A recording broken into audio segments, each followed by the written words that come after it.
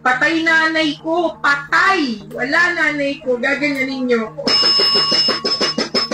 Hindi napigilan ni Matet De Leon ang mapaiyak during her live selling ng grocery items matapos makatanggap ng masasakit na komento mula sa ilang netizens.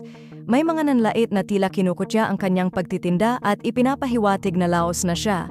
Mas lalong bumigat ang sitwasyon nang may nagsabing, suplada to kaya iniwan ni Ate Guy na direktang tumukoy sa kanyang namayapang ina na si superstar Nora Aunor.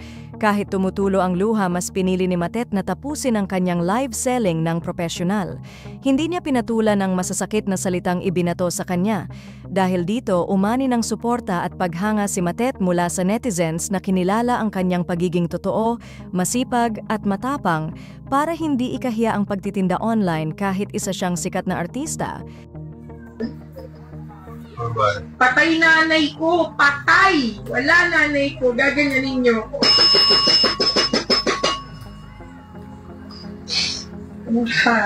Thank you so much sa lahat po na nag-check out. Maraming salamat.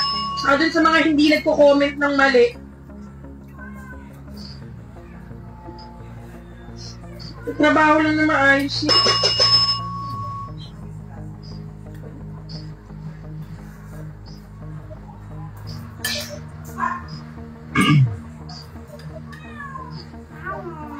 Okay. Yan na doon.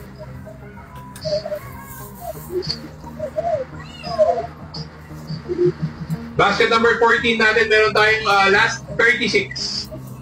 Anong basket yan? 14, may natilang 36 na. Basket number 2.